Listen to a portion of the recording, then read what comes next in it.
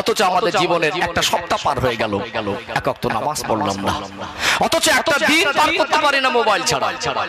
আমাদের জীবনটা কত কঠিন জায়গায় দাঁড়িয়ে গেছে। ও ভাইজানেরা, সোনার মানিক যুবকেরা, আপনারা মায়েরা, নবী আমার সোনা জবানে বললেন, আসহাবিকান নুজুম বিআইয়িহিম ইক্তাদাইতুম ইহতাদাইতুম। আমার এক একটা সাহাবা হলো নক্ষত্রের সমতুল্য। কোন একজন সাহাবার জীবন আদর্শ যদি ফলো করো, হেদায়েত পেয়ে যাবে। আমার নবী সাহাবায়ে কেরামদের জীবন কিভাবে পরিবর্তন হয়েছিল, তারা আখিরাতকে কিভাবে প্রাধান্য দিয়েছিলেন, দুনিয়া জীবনকে তারা কেমন তুচ্ছ মনে করেছিলেন, তাদের অন্তরে, তাদের কলিজা, তাদের হৃদয়ের মধ্যে আল্লাহ এবং রাসূলের ভালোবাসাটাকে কেমন ভাবে জায়গা দিয়েছিলেন, একটু যদি তুলে ধরি অবাক হয়ে যাবেন। আল্লাহ নবীর একজন সাহাবীর কথা মনে পড়ে যায়, যার নাম হলো হযরত মুসাব ইবনে উমাইর রাদিয়াল্লাহু আনহু। তার জীবন পরিবর্তনের ঘটনা শুনলে আমার আপনার জীবন পরিবর্তন করার জন্য শিক্ষা গ্রহণ করাটা সহজ হয়ে যাবে। নবী আমার নবুয়াত পেয়ে মক্কার জমিনে কলেমার বাণী প্রচার করতে শুরু করলেন। আল্লাহ নবী যেদিন থেকে মক্কার জমিনে কলেমার বাণী প্রচার শুরু করেছিলেন, আমার রাসূলুল্লাহ দুশমন তৈরি হয়ে গেল। মক্কার বড় বড় লিডাররা, মক্কার বড় বড় কাফেররা, আবু জেহেল, আবু লাহাব, উতবা, সাইবা, উমাইয়া, এরা সকলে আমার রাসূলুল্লাহ বিরোধিতা শুরু করে দিল। আল্লাহ নবী চরম ঘাত প্রতিঘাতের ভিতর থেকেও আল্লাহ দেওয়া মহান দায়িত্ব থেকে তিনি পিছে হটলেন না। আমার রাসূলুল্লাহ কলেমার বাণী প্রচার করতে শুরু করলেন।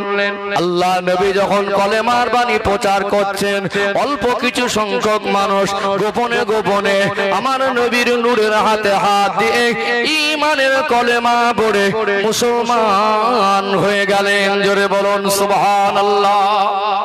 প্রাথমিক পর্যায়ে নবীর জীবনে কলেমা প্রচারের প্রেক্ষাপটটা অত্যন্ত কঠিন ছিল, চতুর্দিকে দুশমনে ভরা। সেই সময় মক্কার জমিনে সম্ভ্রান্ত একটা কোটিপতি পরিবারের ছেলে, যার নাম হলো মুসাব ইবনে উমাইর রাদিয়াল্লাহু আনহু। তার জীবনীতে লেখা হলো, এত ধনী পরিবারের সন্তান, এত ভোগবিলাসের জীবন ছিল, একটা জামা একবার পরে খুলে দিত, মন হতো তা দ্বিতীয়বার পরতো, না হতো তা পরার প্রয়োজন মনে হতো না। সে যদি মনে করতো বছরে 365 দিনে 365টা জামা পরবো, সে পরতে পারতো। আজকে আমরা আতর খুশবু ব্যবহার করি। মক্কার জমিনে তখনকার দিনে সবথেকে উন্নত মানের পারফিউম আতর খুশবুটা সে ব্যবহার করত। আজকে আমরা উন্নত ফোর হুইলার গাড়ি চাপি, দামি দামি গাড়ি আছে। তখন তো ইঞ্জিন চালিত কোনো গাড়ির সিস্টেম ছিল না। তখনকার দিনে দামি দামি ঘোড়া, সেই জমানায় সব থেকে দামি ঘোড়ায় চড়ে বেড়াতো। তখনকার সময়ের কোটিপতি পরিবারের সন্তান, তার চেহারাটাকে আল্লাহ এত সুন্দর করেছিলেন, চেহারা সঙ্গে আমার রাসূলুল্লাহর চেহারার সঙ্গে হুবহু মিল ছিল। জোরে বলুন সুবহানাল্লাহ। ও ভাইজানেরা, সোনার মানিক যুবকেরা, আপনারা মায়েরা, এই মুসাব ইবনে উমাইর রাদিয়াল্লাহু আনহু, তার কাছে সংবাদ চলে গেল আমার রাসূলুল্লাহ মক্কা জমিনে কলেমার বাণী প্রচার করছে। একদিকে যেমন আমার নবীকে আবু জেহেল, আবু লাহাব, উতবা, সাইবা, রাবিয়া, উমাইয়া ইবনে খালদ, এরা বড় বড় কাফের বিরোধিতা শুরু করছে। অপরদিকে আমার রাসূলুল্লাহর কথাটা মক্কা জমিনের অলি গলিতে সমালোচনা হচ্ছে, কলেমার বাণী প্রচার হচ্ছে।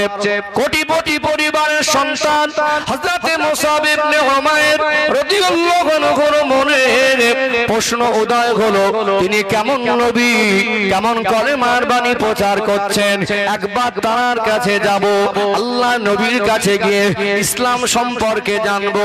এই কোটিপতি পরিবারের সন্তান হযরত মুসাব ইবনে উমাইর রাদিয়াল্লাহু আনহু আমার রাসূলুল্লাহকে অনুসন্ধান করতে লাগলেন। নবী আমার বসেছিলেন দারে আরকামে একজন সাহাবীর ঘরে। আল্লাহ নবী আল্লাহ নবী হুজুর আমার সাহাবায়ে কেরাম রিদওয়ানুল্লাহ তাআলা আলাইহিম আজমাইন হুজুরদেরকে নিয়ে আরকাম রাদিয়াল্লাহু আনহুর বাড়িতে বসে বসে শরীয়তের জ্ঞান দান করছিলেন, ইসলামের শিক্ষা দিচ্ছিলেন। খোঁজাখুঁজি করে হযরত মুসাব ইবনে উমাইর রাদিয়াল্লাহু আনহু আমার রাসূলুল্লাহর কাছে পৌঁছে গেলেন। দূর থেকে আমার আপনার নবী, দয়ার নবী, মায়ার নবী পূর্ণিমার চাঁদের মতো চমকানো চেহারাটা দেখে ফিদা হয়ে গেলেন। কদম তুলে আগাতে লাগলেন। আমার রাসূলুল্লাহ মজলিসে বসে বললেন, আমার রাসূলুল্লাহ চেহারা মোবারক আল্লাহ দয়াময় যেমন সুন্দর করেছিলেন, আমার রাসূলুল্লাহর কথাগুলোকে আমার আল্লাহ আরো বেশি সুন্দর করেছিলেন। জোরে বলুন সুবহানাল্লাহ।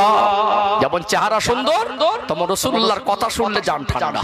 সাহাবারা বলতেন, ক্ষুধার জ্বালা যন্ত্রণা নিয়ে আমার রাসূলের চাঁদ মুখটা দেখলে আমাদের ক্ষুধার জ্বালা যন্ত্রণা নিবারণ হয়ে যেত। জোরে বলুন সুবহানাল্লাহ।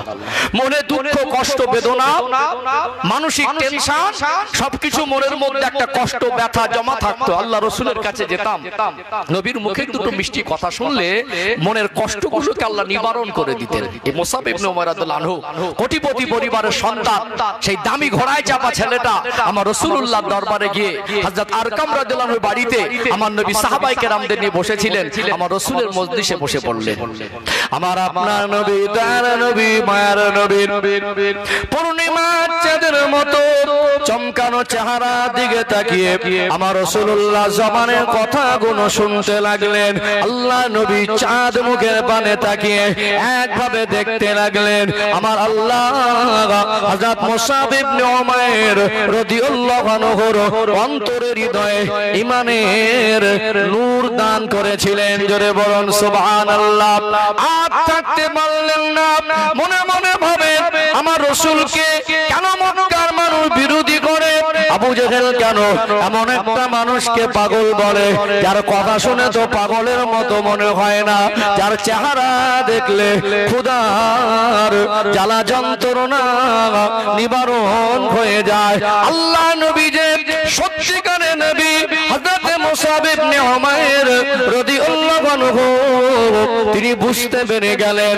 আর থাকতে পারলেন না, আমার রাসূলকে বলেন, ইয়া রাসূলুল্লাহ, ইয়া হাবিবাল্লাহ, আমি মুসাব ইবনে উমাইর, আপনি আমাকে মুসলমান বানিয়ে দেন। আল্লাহ নবীর দিকে হাতটা বাড়িয়ে দিলেন। আমার রাসূলুল্লাহ নূরের হাতে হাত দিয়ে ঈমানের কলেমা পড়ে মুসলমান হয়ে গেলেন। জোরে বলেন না সুবহানাল্লাহ। এখন একটা মানুষ যদি কলেমা পড়ে তার জীবনের তো পরিবর্তন আসবে না?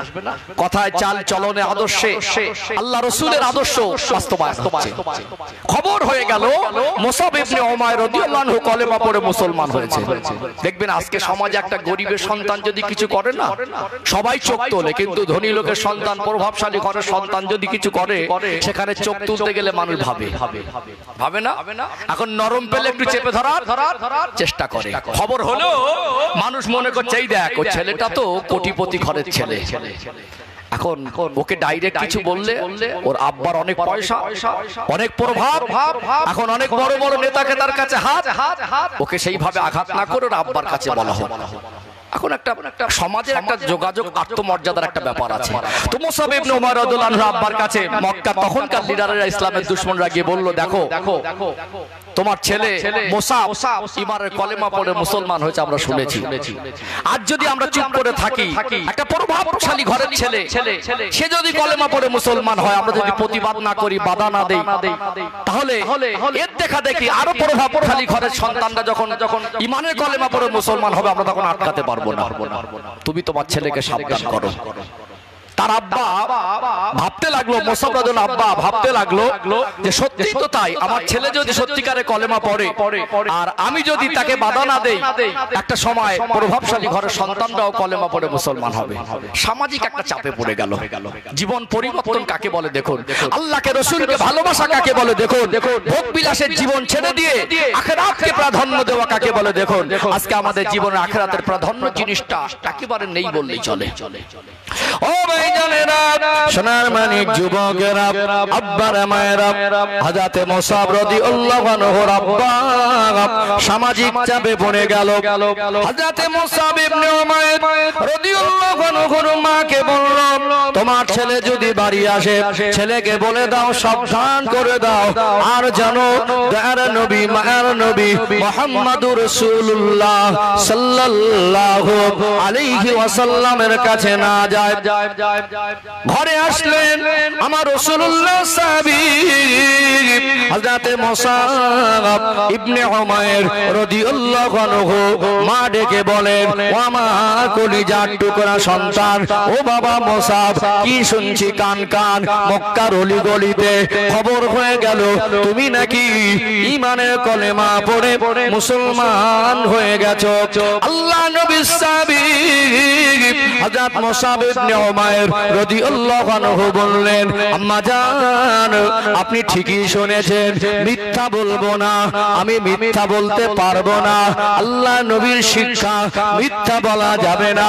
আমি আমার নবীর হাতে হাত দিয়ে ঈমানের কলেমা পড়ে মুসলমান হয়ে গেছি। আল্লাহ নবীর সাহাবী হযরত মুসাব ইবনে উমাইর রাদিয়াল্লাহু আনহুর মা বলতে লাগলেন, ও বাবা মুসাব, তুমি আমার মাথায় হাত দিয়ে কসম করো আর মুহাম্মদুর রাসূলুল্লাহ সাল্লাল্লাহু আলাইহি ওয়াসাল্লামের কাছে যাব না, কলেমা ত্যাগ করে দেব, নিজের ধর্মে ফিরে আসব। ওই সময় মুসাব ইবনে উমাইর রাদিয়াল্লাহু আনহু বলেছিলেন, আম্মা জান, আপনি আমার গর্ভধারিণী মা, আপনাকে আমি ভালোবাসতে পারি, আপনাকে আমি সম্মান করি, তবে নূর নবী তার নবী মার নবীকে আমি মুসাব এত বেশি ভালোবেসে ফেলেছি, আমি আপনার মাথায় হাত দিয়ে কসম করতে পারবো না, আমি সব ছেড়ে দিতে পারি, আমি আমার রাসূলুল্লাহকে আর আল্লাহকে এক মুহূর্ত ভুলতে পারবো না। জোরে বলেন না সুবহানাল্লাহ। মা বলল, আমার মাথা হাত দিয়ে কসম করে বলা যাবে না।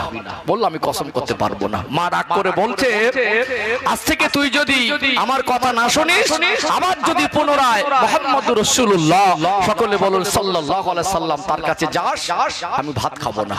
মুসাব ইবনে উমাইর রাদিয়াল্লাহু বলছেন, মা, আপনি যদি না খেয়ে মারাও যান, আমি আল্লাহ রাসূলের কাছে থেকে আমি দূরে থাকতে পারবো না। মা যখন নিজের মতো করে চেষ্টা করে বাচ্চাকে বোঝানোর চেষ্টা করে, বোঝাতে পারলো না। একটা সময় আব্বা রেগে গেল, সমাজের মানুষ চাপ দিচ্ছে, বড় বড় কাফেররা, দেখো তোমার মুসাব ইবনে উমাইরকে যদি তুমি সামাল দিতে না পারো, তাহলে আমাদের সঙ্গে তোমার কোনো সম্পর্ক নেই, আর না হয় তুমি তোমার ছেলেকে কোনো দায়িত্ব থেকে, তোমার ছেলেকে তুমি সমাজ থেকে আলাদা করে দাও, তোমার ছেলের উপরে যা কিছু করি কিছু বলতে পারবে না, আমাদের সঙ্গে থাকলে তোমার ছেলের সঙ্গে থাকতে পারবে না, আর ছেলের সঙ্গে থাকলে আমাদের সঙ্গে থাকতে পারবে না। তার আব্বা একটা সামাজিক চাপে পড়ে গেল। আমার রাসূলুল্লাহ সাহাবী হযরত মুসাব ইবনে উমাইর রাদিয়াল্লাহু আনহু তিনি ঘরে আসলেন, তার আব্বা রেগে গেল, মা রেগে গেল, সামাজিক চাপে পড়ে গেল। মুসাব ইবনে উমাইর রাদিয়াল্লাহু আনহুকে বলতে লাগলেন, যে ছেলে তার আব্বার সম্মান রাখে না, মায়ের কথা শোনে না, ওই রকম ছেলের দরকার নেই, আজ থেকে ঘর থেকে বেরিয়ে যা। আল্লাহ নবীর সাহাবী হযরত মুসাব ইবনে উমাইর রাদিয়াল্লাহু আনহু আমার রাসূলকে তিনি এত বেশি ভালোবেসেছিলেন, আমার রাসূলকে তিনি এত বেশি মহব্বত করেছিলেন, আল্লাহকে এত বেশি ভালোবেসেছিলেন, আমার আল্লাহকে এত বেশি মহব্বত করেছিলেন, তার মা আর আব্বাকে বলে দিয়েছিল, ও আব্বা জান, ও আম্মা জান, আজ থেকে আমার ওই ভোগ বিলাসের বাড়ির আর দরকার নেই, আজ থেকে দামি খাবারের আর দরকার নেই, আজ থেকে দামি পোশাকের আর দরকার নেই। আমি দামি ঘোড়াটাও ত্যাগ করে দিতে পারি, আমি আমার ঘর বাড়ি ত্যাগ করে দিতে পারি, আমি আমার ভোগ বিলাসের পোশাক আর খাবারটাকে ত্যাগ করে দিতে পারি। এমন কি আমার আব্বা মা থেকে আমি মুসাফ, আমি আলাদা হয়ে যেতে পারি, আমার আল্লাহ আর আমার রসুল থেকে আলাদা হতে পারবো না। জোরে বলেন না সুবহানাল্লাহ। একদিকে এত ভোগ বিলাসের জীবন, সেই জীবনের সর্বস্ব ত্যাগ করে দিলেন আল্লাহকে রসুলকে ভালোবেসে। ভালোবাসা কাকে বলে, মহব্বত কাকে বলে, সাহাবায়ে কেরামদের থেকে শিখতে হবে ত্যাগ কাকে বলে। আখিরাতকে তারা কি প্রাধান্য দিয়েছিলেন? দুনিয়া জীবনটা অতি সংকীর্ণ, অতি অল্প সময়, অস্থায়ী জীবন। আজ আছি তো কাল নেই। চোখ বন্ধ হয়ে গেলে, চোখ বন্ধ হয়ে গেলে পরকাল। রাতের বেলা ঘুমায়, ঘুম ভাঙে তো সকাল, আর না ভাঙে তো পরকাল। ওহ, কি কঠিন সময় আমাদের জীবন থেকে যাচ্ছে। আল্লাহ রাসূল সাল্লাল্লাহু আলাইহি সাল্লাম বলেছিলেন, আমার উম্মতের মাঝে এমন একটা সময় এসে যাবে, এক টুকরা আগুন হাতে রাখা যতটা কঠিন হয়ে যাবে, আমার উম্মতের ঈমানটুকু তাদের কাছে ধরে রাখা তার থেকে বেশি কঠিন হবে। সেই সময় চতুর্দিকে ফিতনা, চতুর্দিকে গুনার কারখানা, নিজেকে হেফাজত করা বড় কঠিন হয়ে যাচ্ছে। সাহাবাদের জীবন দেখুন, আল্লাহ ওয়ালা জীবন, আল্লাহ রসুলের ভালোবাসার জীবন, সর্বস্ব ত্যাগ করে দিলেন। চতুর্দিকে মুসাব ইবনে উমাইর রাদিয়াল্লাহু আনহু দুশমন তৈরি হয়ে গেল। এমনকি যদি তাকে মেরেও ফেলা দেওয়া হয়, তার আব্বা সমাজে গলা উঁচু করে বলে দিল, যে ছেলে আমার কথা শোনে না আমি তাকে ঘর থেকে বার করে দিয়েছি, ও আমার ছেলে না। সর্বস্ব ত্যাগ করে বেরিয়ে গেলেন আমার রাসূলুল্লাহ সাহাবী হযরত মুসাব ইবনে উমাইর রাদিয়াল্লাহু আনহু। শুধু পরনে একটা মাত্র পোশাক, আমার রাসূলুল্লাহর কাছে চলে গেলেন, কাঁদতে কাঁদতে হাজির হয়ে গেলেন। আসসালামু আলাইকা ইয়া রাসূলুল্লাহ, আসসালামু আলাইকা ইয়া হাবিবাল্লাহ। আল্লাহ নবীকে সালাম দিয়ে বললেন, ইয়া রাসূলুল্লাহ, ইয়া হাবিবাল্লাহ, আমি মুসাব সর্বস্ব ত্যাগ করে আপনার ভালোবাসায় চলে এসেছি। ইয়া রাসূলুল্লাহ, ইয়া হাবিবাল্লাহ, চতুর্দিকে আমার দুশমনে ভরা, ওরা আমায় জানে মেরে দিতে পারে। আল্লাহ নবী ওই সময় দেখলেন সাহাবায়ে কেরামদের উপরে অনেক কঠিন জুলুম অত্যাচার হচ্ছে। আমার রাসূলুল্লাহ কিছু সাহাবায়ে কেরামদেরকে শহীদ করে দেওয়া হয়েছে। আমার নবী তখন সাহাবায়ে কেরামদের জুলুম অত্যাচার দেখে আর সহ্য করতে পারলেন না। আমার রাসূলুল্লাহ গোপনে গোপনে কিছু সাহাবায়ে কেরামদের ডাকলেন, ও বাবা সাহাবীরা, আমার সাহাবায়ে কেরামেরা, আমরা সংখ্যা অতি কম, ওদের মোকাবেলা করার মতো শক্তি এখন আমাদের সঞ্চয় হয়নি। আমার সামনে আমার সাহাবায়ে কেরামদের কষ্ট দেয়, তাদের শহীদ করে দেয়, আমি রাসূলুল্লাহ সহ্য করতে পারি না। ওরা পরিকল্পনা করেছে আমার সাহাবাদেরকে জানে মিটিয়ে দেবে। এই মুহূর্তে মক্কা জমিনটা তোমাদের জন্য নিরাপদ নয়, এই মুহূর্তে মক্কা জমিনে থাকাটা তোমাদের জন্য মনে হয় ঠিক হবে না। তোমাদেরকে যদি শহীদ করে দেয় আমি রাসূলুল্লাহ বড় কষ্ট পেয়ে যাব। বাবারা চলে যান, আবিসিনিয়ায় চলে যান। আল্লাহ রাসূল হুজুর আমার 16 জনের মতো একটা কাফেলা তৈরি করে দিলেন, 12 জন পুরুষ আর 4 জন মতো মহিলা। আল্লাহ নবী বললেন, আপনারা চলে যান, আবিসিনিয়া হিজরত করে চলে যান। এই 16 জনের মধ্যে একজন ছিলেন হযরত মুসাব ইবনে উমাইর রাদিয়াল্লাহু আনহু, একটা সম্ভ্রান্ত পরিবারের কোটিপতি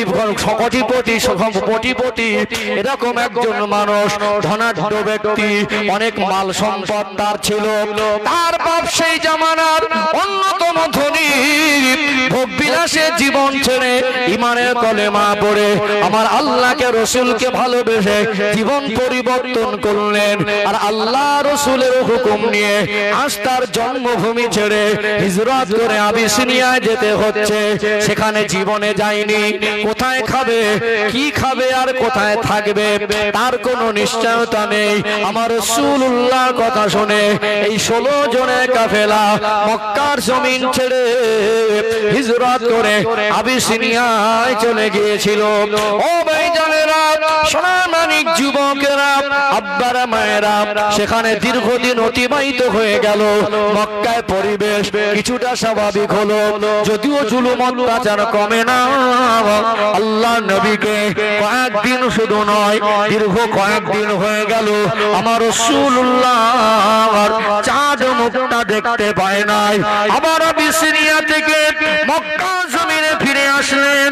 মক্কা জমিনে এসে আমার রাসূলুল্লাহ চাঁদ মুখটা দেখে তারা খুশি আর আনন্দিত হলেন। একটা সময় মক্কার জমিনে মদিনা থেকে কিছু মানুষ হজ আদা করতে এসে আমার রাসূলুল্লাহ নূরের হাতে হাত দিয়ে ঈমানের কলেমা পড়ে মুসলমান হয়ে গেলেন। বলুন সুবহানাল্লাহ। আল্লাহ নবীকে বলেন, ইয়া রাসূলুল্লাহ, ইয়া হাবিবাল্লাহ, আমরা সবে মাত্র মুসলমান হয়ে গেছি, এখন ইসলামের শিক্ষা দরকার, আমাদের জন্য শরীয়তের শিক্ষা দরকার। আপনি যদি আমাদেরকে একটা শিক্ষক হিসাবে কাউকে দিতেন, আমরা তার কাছ থেকে দ্বীন ইসলামের শিক্ষাটা পেতাম। আল্লাহ নবী আবার ডাকলেন, ও হযরতে মুসাব ইবনে উমাইর, জান জান মদিনায় চলে যান। মদিনায় গিয়ে আমার এই সমস্ত সাহাবায়ে কেরামদেরকে দ্বীনের শিক্ষা দেবেন। আল্লাহ নবীর পক্ষ থেকে তানাকে শিক্ষক হিসাবে মদিনা জমিনে প্রেরণ করা হয়েছিল। জোরে বলুন সুবহানাল্লাহ। মদিনার জমিন আমার নবী হিজরত করে যখন গিয়েছিলেন, এই ঘটনা সকলেরই জানা। মদিনার অলি গলিতে আমার রাসূলের ভালোবাসার মানুষ ছিল, ছোট ছোট বাচ্চারা পর্যন্ত আমার রাসূলকে দেখার জন্য রাস্তার ধারে লাইন দিয়ে দাঁড়িয়েছিল। আমার রাসূলের সম্মানার্থে যে কবিতা পাঠ করেছিল, তালা আল বাদরু আলাইনা মিন সানিয়াতিল ওয়াদাই ওয়াজাবা শুকরু আলাইনা মাদা লিল্লাহি দাই। গোটা মদিনার জমিনে যুবকরা পাহাড়ের চূড়ায় উঠছিল, কে আমার রাসূলের চাঁদ মুখটাকে দেখতে পায়। আমার রাসূল তো সর্বপ্রথম মদিনা আসছেন। সেই 6 বছর বয়সে মায়ের সঙ্গে নানার বাড়িতে একবার এসেছিলেন। সেই 6 বছর বয়স, আর আল্লাহ রাসূল এবারে দ্বিতীয়বার যাচ্ছেন। আমার রাসূলের তখন যে হিজরতের সময়কালে 53 বছর বয়স। কত বছর? 53 বছর বয়সে নবী হিজরত করছেন। এত ভালোবাসার মানুষ কোথায় পেলেন? এই মুসাব ইবনে উমাইর রাদিয়াল্লাহু আনহু তার ভোগ বিলাসের জীবন ছেড়ে, তার বাবা মার অগাধ সম্পদের বিল্ডিং বালাখানার লালসা ছেড়ে, সেই দামি ঘোড়া ছেড়ে সবকিছু ত্যাগ করে ইসলামের জন্য শুধুমাত্র পরনার পোশাকটা পরে আমার রাসূলের কাছে চলে এসেছিলেন। তার জীবনের সময়টা ইসলামের জন্য ব্যয় করতে লাগলেন। আল্লাহ নবী হিজরত করার আদেশ দিলেন, আবিসিনিয়ায় চলে গেলেন। সেখানে দীর্ঘদিন কাটিয়ে আবার মক্কা আসলেন। আল্লাহ নবী পুনরায় তানাকে আবার মদিনায় প্রেরণ করলেন। সেখানে চলে আসলেন। মদিনার অলি গলিতে গিয়ে শুধু আমার নবী যে সাহাবাদেরকে দ্বীনের শিক্ষা দিতে পাঠিয়েছিলেন, তাদেরকে শুধু শিক্ষা দিয়েছিলেন এমন নয়, মদিনার অলি গলিতে গিয়ে কলেমার বাণী প্রচার করে মদিনার মানুষের অন্তরে আমার রাসূলুল্লাহর ভালোবাসা তৈরি করে দিয়েছিলেন। জোরে বলুন সুবহানাল্লাহ।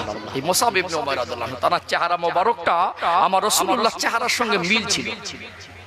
আমার নবী যখন হিজরত করে মদিনায় গেলেন, মদিনার মানুষের ভালোবাসায় মুগ্ধ হয়ে গেল। এই মদিনার মানুষের কাছে মুসাব ইবনে উমাইর হুজুরের অনেক বেশি খেদমত ছিল। ও ভাইজানেরা, সোনার মানিক যুবকেরা, আব্বার মায়েরা, জীবন পরিবর্তন কাকে বলে, আল্লাহকে মানা কাকে বলে, রাসূলকে মানা কাকে বলে, সেই ভোগ বিলাসের জীবন ছেড়ে দিয়ে মুসাব ইবনে উমাইর রাদিয়াল্লাহু আনহু তিনি পরনে তালি দেওয়া ছেঁড়া পোশাকটা পরিধান করতেন। আল্লাহ নবী হুজুর আমার মদিনার মসজিদে নববী শরীফে সাহাবায়ে কেরামদের নিয়ে বসে আছেন। এমন সময় আল্লাহ নবীর মজলিসে একজন সাহাবাকে আসতে দেখলেন। ওই সাহাবা অন্য কেউ নয়, তিনি হলেন আমার রাসূলুল্লাহ সাহাবা হযরত মুসাব ইবনে উমাইর রাদিয়াল্লাহু আনহু। আমার আপনার নবী হযরত মুসাব ইবনে উমাইর রাদিয়াল্লাহু আনহুর চেহারার দিকে তাকিয়ে তার নূরের চোখ থেকে টপ টপ টপ টপ করে পানি টুসা গড়িয়ে যায়। আল্লাহ নবী সাহাবারা অবাক হয়ে গেলেন। আমার রাসূলুল্লাহ চাঁদ মুখের পানে তাকিয়ে দেখছিলেন, আমার নবী দিনের কথা আলোচনা করছিলেন। হঠাৎ আমার নবীর চোখে পানি। আমার রাসূলুল্লাহ বলেন, ও আমার সাহাবারা, আমার চোখে কেন পানি তোমরা কি জানো? দেখো দেখো, আমি রাসূলুল্লাহ, আমার দেখা এমন ভোগ বিলাসের জীবন থেকে পরিবর্তন হয়েছে। আমার মুসাব ইবনে উমাইরকে আমি দেখেছি মক্কার সবথেকে দামি পোশাকটা সে পরতো, সব থেকে দামি ঘোড়ায় সে চড়তো, সব থেকে ভোগ বিলাসের খাবার সে খেত। আজকে আল্লাহকে রাসূলকে ভালোবেসে আমার মুসাব ইবনে উমাইরের জীবনটা এতটা পরিবর্তন হয়ে গেছে। আজকে তার পরনে একটা পোশাক আছে, ওটাও ছেঁড়ার তালি দেওয়া। আল্লাহকে রাসূলকে ভালোবেসে তার জীবনটাকে পরিবর্তন করে নিয়েছিলেন। জোরে বলেন না সুবহানাল্লাহ। দ্বিতীয় যুদ্ধ হয়েছিল, ওই যুদ্ধটার নাম হলো উহুদের যুদ্ধ। উহুদের যুদ্ধে মুসাব ইবনে উমাইর রাদিয়াল্লাহু আনহু তিনি শহীদ হয়েছিলেন।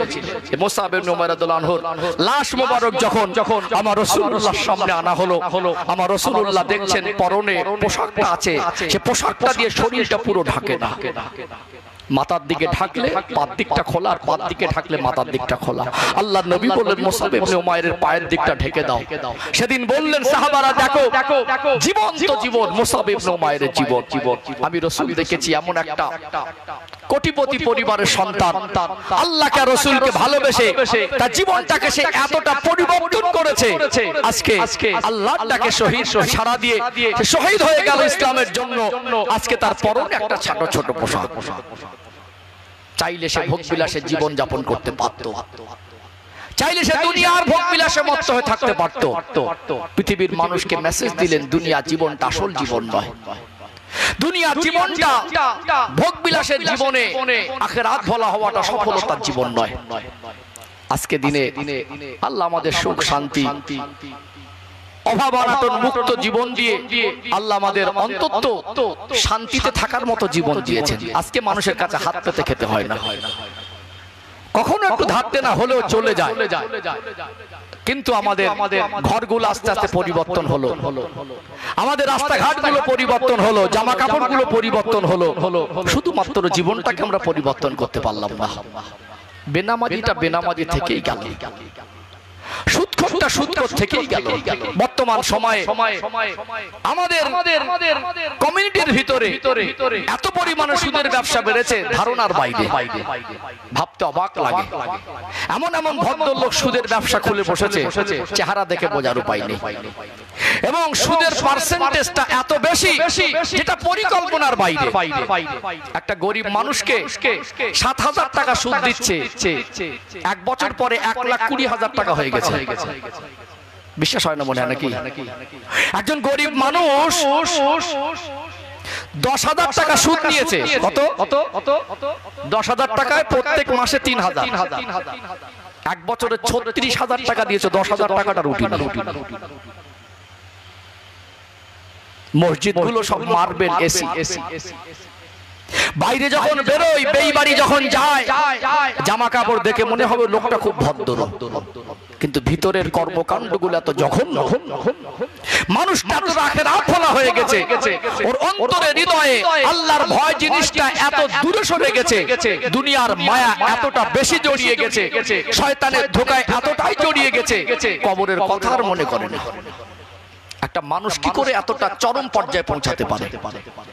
একটা মানুষ কি করে এতটা মারাত্মক পর্যায়ে পৌঁছাতে পারে যে গরিব মানুষদের প্রতি তার সামান্য দয়া মায়া বলে কিছু নেই?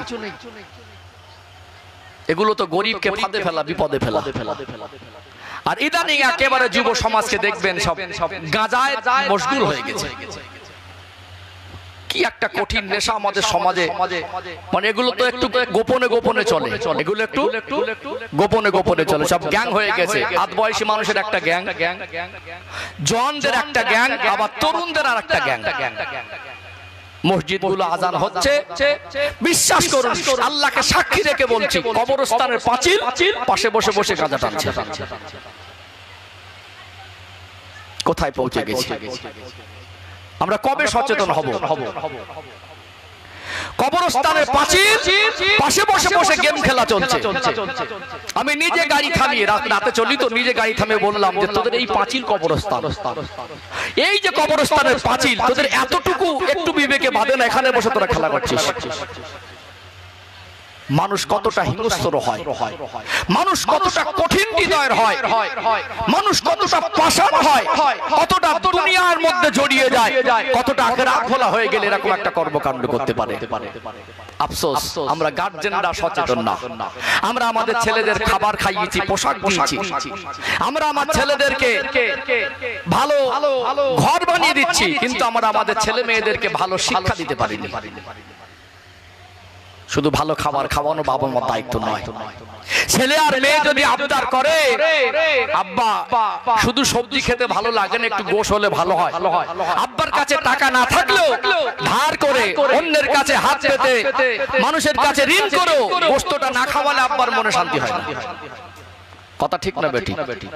ছেলে যদি বলে আব্বা একটা জামা লাগবে, 4 ঘন্টা 5 ঘন্টা রোদে কাজ করে, বাড়িতে ফেরে গেঞ্জিটা ঘামে ভিজে নিংড়ালে মনে হয় টপ টপ করে ঘাম বের হবে, ওই কষ্টের টাকা দিয়ে বাচ্চাকে একটা নতুন পোশাক পরিয়ে দিয়ে আব্বার কষ্টটা মনে হয় নিবারণ হয়ে যায়। আমরা এই কষ্টের টাকা দিয়ে তাদের পোশাক কিনে দিচ্ছি, কাছে টাকা না থাকলে ধার করে তাদেরকে ভালো মন্দ খাবার দিচ্ছি। আমরা কেউ চাই না আমাদের সন্তানরা নিরক্ষর থাক। এখন সরকারি স্কুলের লেখাপড়ার শিক্ষার মান ভালো না বলে আমরা সব বেসরকারি প্রাইভেট স্কুলে পড়াশোনা করাচ্ছি, কিন্তু এগুলো আমরা সচেতন। কিন্তু আমরা কি আমাদের সন্তানের ভিতরে আল্লাহ এবং রাসূলের ভালোবাসা তৈরি করতে পেরেছি? আমরা কি আমাদের সন্তানদের আচার আচরণের মধ্যে নবীর সুন্নাত জিন্দা করতে পেরেছি? আমরা আমাদের ঘরের ভিতরে কি শরীয়তের পরিবেশ বাস্তবায়ন করতে পেরেছি? না, পারিনি। ভালো হতে হবে। এই জীবন অস্থায়ী, চোখ বন্ধ হয়ে গেলে যতই কিছু আপন আর আমার মনে হয়, আমার আর আপন বলে তেমন কাউকে আর পাবেন না। মানুষ আজ মরে গেলে কাল দুদিন। কবরস্থানের ধারে যাবেন, মানুষগুলো মরে গেল, তারা জীবনের মতো চলে গেল, একটু কবর জিয়ারত করবেন। আজকে দিনে মানুষগুলো চলে যাচ্ছে টপ টপ করে। আগের দিনে মানুষ মারা গেলে বাড়িতে একটা শোকের ছায়া নেমে থাকতো, ছেলে বৌমা নাতি পোতা আলাউলাদ আত্মীয় স্বজন একটা কান্নার রোলে ভেসে যেত। এখন 4 দিনের দিন একটা খাওয়া দাওয়ার ব্যবস্থা করছে, সেখানে আনন্দ করে খাচ্ছে। দুপুর বেলা মাইয়েতে জানাজা হয়ে গেল, সন্ধ্যাবেলা বাড়ি থেকে খিলখিল করে হাসির আওয়াজ আসছে। আসে না? আসে না? আগেকার বৌমা গুলো কাঁদতো, মনে করতো যে নিজের মেয়ের থেকে বেশি কাঁদতো। আর এখনকার কিছু কিছু বৌমারা মনে করে বুড়োটা মরলেই বোঝাটা হালকা হবে। কি জীবন তৈরি করলাম আমরা! বাড়ির পরিবেশটাকে পরিবর্তন করতে হবে। সাহাবায়ে কেরামদের জীবন দেখবেন, তারা আল্লাহকে রাসূলকে ভালোবেসে তারা কিভাবে জীবনটাকে পরিবর্তন করেছিলেন। দুনিয়ায় তাদের জীবনটাকে তুচ্ছ মনে করেছিলেন, দুনিয়া কষ্ট করার জায়গা। যতটুকু আল্লাহ হায়াত দেন, নিজের জীবন পরিবর্তনের সাথে সাথে আমাদের সন্তানদের ছোট থেকে ডক্টর, মাস্টার, ব্যারিস্টার, ইঞ্জিনিয়ার করার স্বপ্ন থাকলেও আমরা তাদেরকে নামাজি হিসাবে গড়ে তুলব। তাদের আদর্শের ভিতরে রাসূলুল্লাহর আদর্শ জীবিত করব। তারা সুন্নাতের আলোয় আলোকিত হবে, তাদের জীবনে সুন্নাত বাস্তবায়ন হবে। আমরা তাদেরকে কোরআন হাদিসের শিক্ষা শিক্ষিত করব। আমাদের ঘরের পরিবেশ যদি আমরা পরিবর্তন করতে না পারি, আমরা বছরে একবার জলসা দিয়ে হুজুর এনে সমাজ পরিবর্তন শুধু করে দেবো, এতে সম্ভব হবে না। আল্লাহ আমাদের বোঝার তৌফিক দান করেন, বলেন আল্লাহুম্মা আমিন। মাশাআল্লাহ, অনেক মানুষ এসে গেছেন, একটু তাকবীর দেন তো, নারে তাকবীর। মাশাআল্লাহ, আরেকটু প্রাণ ভরে আওয়াজ দেন, নারে তাকবীর। সিলসিলায়ে হক মুজাদ্দিদে জামান হিজবুল্লাহ শিবুলতলা গ্রামবাসী বিন্দু, এ মাহফিলের কমিটির সাহেবানগণ, নারে তাকবীর। সম্মানিত ভাইরা, আমি আরেকজন সাহাবার জীবন আদর্শ থেকে আরেকটু আলোকপাত করব। তার আগে একটু মাঝে মাঝে দরুদ শরীফ না পড়লে মজলিসের হক আদায় হয় না, দরুদ শরীফ না পড়লে রহমত বর্ষণ হয় না। একটু নবীর শানে মহব্বতে দরুদ শরীফ আল্লাহুম্মা সাল্লি আলা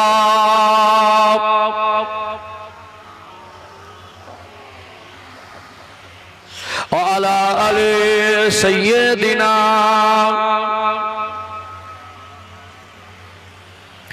حب احمد اجل کی سینے میں ہے میں ہوں میرا دل مدینے میں ہے پھول تو پھول کاٹوں کیا حسن ہے لطف جنت سے بڑھ کر مدینے میں گئے اللہم صلی علی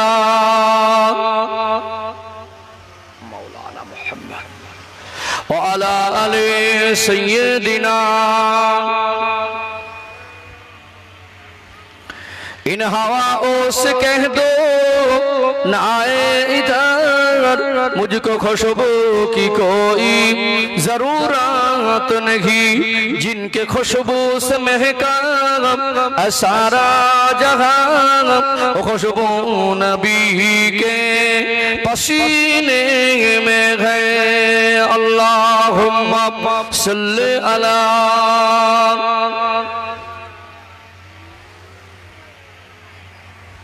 وعلى آل سيدنا ان ہواؤں سے کہہ دو نہ آئے ادھر مجھ کو خوشبو کی کوئی ضرورت نہیں جن کے خوشبو سے مہکا سارا جہاں خوشبو مدینے میں موجود ہے اللہم صلی علی سیدنا مولانا محمد وعلى آل سيدنا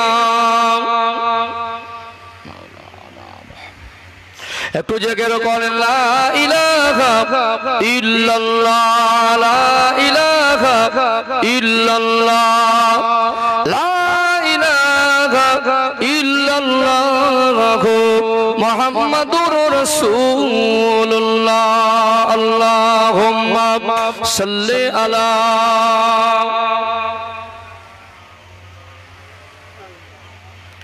وعلى آل سيدنا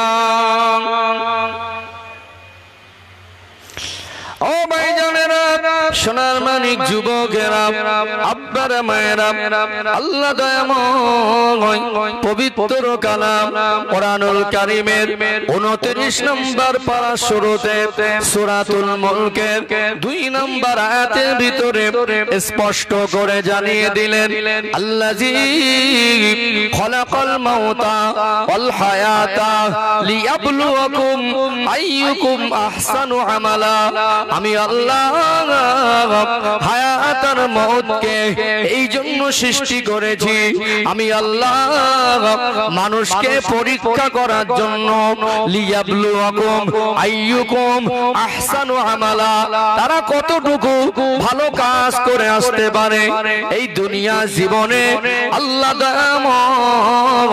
আমাকে আপনাকে পরীক্ষা করার জন্য পাঠিয়েছে সাহাবায়ে কেরামরা তারা আখিরাতের জীবন সেই জীবনকে প্রাধান্য দিয়েছিলেন আল্লাহ নবী হুজুর আমার মদিনার মসজিদে নববী শরীফে সাহাবায়ে কেরামদেরকে নিয়ে বসা হযরত জিবরাইল আমিন আলাইহিস সালাম আসলেন কোরআনুল কারীমের আয়াত নাজিল হয়ে গেল ওয়াসারিউ ইলা মাগফিরাতিন মির রাব্বিকুম ওয়া জান্নাতিন আরদুহাস সামাওয়াতু ওয়াল আরদু উইদ্দাত লিল মুত্তাকিন আল্লাহর নবী হুজুর আমার এই কোরআনুল কারীমের আয়াতটা সাহাবায়ে কেরামদের মাঝে শোনাতে লাগলেন ওয়াসারিউ ইলা মাগফিরাতিম মির রাব্বিকুম ছুটে ছুটে এসো ছুটে ছুটে এসো তোমার রবের ক্ষমার দিকে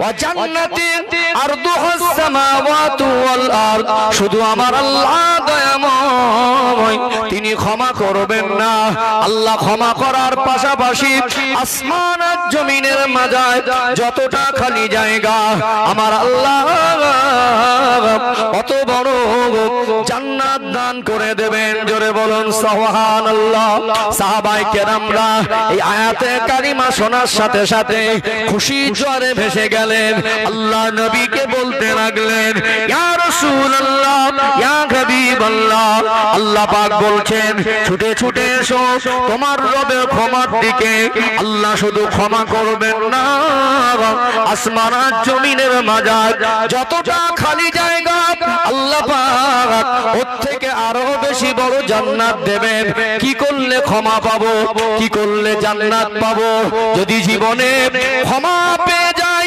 যদি এই জীবনে জান্নাতের ফয়সালা হয়ে যায় এর থেকে বড় চাওয়া এর থেকে বড় পাওয়া এর থেকে বড় সৌভাগ্যের আর কিছু হতে পারে না আল্লাহ নবী বললেন ও সাহাবায়ে কেরামেরা ক্ষমার জান্নাত শুধু শুধু হবে না নিজের ঘর বাড়ি বিবি বাচ্চা এগুলো ত্যাগ করতে হতে পারে জানমাল ত্যাগ করতে হতে পারে সাহাবায়ে কেরামরা বললেন ইয়া রাসূলুল্লাহ ইয়া হাবিবাল্লাহ দুনিয়ায় যা জানমাল কামিয়েছি মরণের পরে কাফনের কাপড়ের ভিতরে কিছু নিয়ে যাওয়া যায় না দুনিয়ায় যত সম্পদ আছে মাল সম্পদ আত্মীয় স্বজন কেউ কবরের সঙ্গী হয় না ইয়া রাসূলুল্লাহ ইয়া হাবিবাল্লাহ যদি ক্ষমার জান্নাত পেতে গিয়ে বিবি বাচ্চা ছাড়তে হয় যদি ক্ষমার জান্নাত পেতে গিয়ে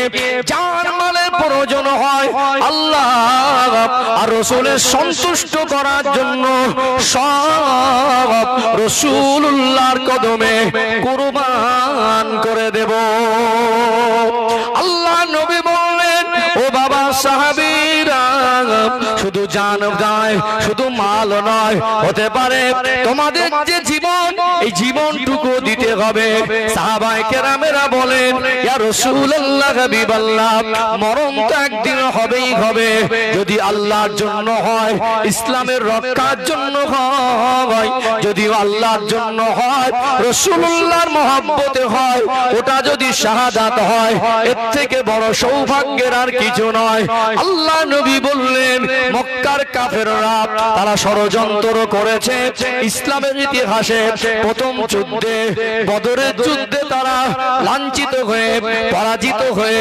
ক্ষতিগ্রস্ত হয়ে তারা মক্কায় ফিরে গিয়েছিল আবার তারা মুসলমানদের মিটিয়ে দেওয়ার জন্য ইসলামকে মিটিয়ে দেওয়ার জন্য আবার তারা দলবল নিয়ে আসছে আল্লাহর জন্য ইসলামের জন্য শরিয়াতের জন্য যুদ্ধের ময়দানে যাওয়া লাগবে আল্লাহ ঘোষণা দিলেন ওয়াসারিউ ইলা মাগফিরাতিন মির রাব্বিকুম ওয়া জান্নাতিন আরদুহাস সামাওয়াতু ওয়াল আরদ এই জিহাদের ময়দানে যাওয়ার জন্য যারা নাম লেখাবে আল্লাহ তাদেরকে শুধু ক্ষমা করবেন না ক্ষমা করার পাশাপাশি আল্লাহ দয়াময় জান্নাতি ঘোষণা করে দেবেন আসমান আর জমিনের মাঝে যতটা খালি জায়গা অত বড় জান্নাত নসিব হয়ে যাবে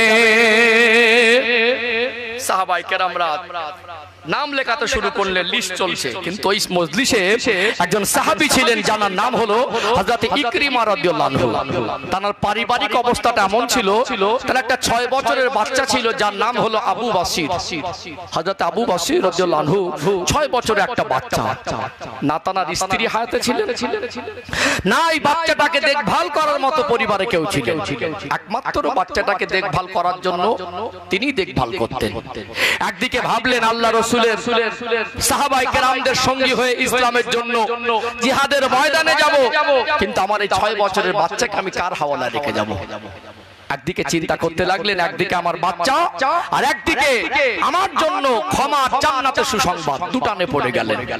সাহাবারা নাম লেখাচ্ছেন, কষ্টে বুকটা ফেটে যাচ্ছে। আমি যে নামটা লেখাবো যদি যেতে না পারি, আমার বাচ্চাটাকে আমি কার হাওয়ালা রেখে যাব? আবার ভাবছেন আমার বাচ্চাকে যদি দেখি তাহলে আমার নসিবে ক্ষমার জান্নাত হবে না। সাহাবারা সব যাবেন, আমি যেতে পারবো না। মনটা বড় খারাপ হয়ে গেল, মনটা বড় খারাপ অবস্থা। আস্তে আস্তে বাড়ি ফিরে গেলেন। হযরত ইকরিমা রাদিয়াল্লাহু আনহু ছোট বাচ্চা হযরত আবু বকরকে বুকে জড়িয়ে ধরে আর চোখের পানি ধরে রাখতে পারলেন না। চোখের কোণা থেকে টপ টপ টপ টপ করে পানি একটু গড়িয়ে যায়। ছোট বাচ্চা, কম বেশি 6 বছরের মতো বয়স।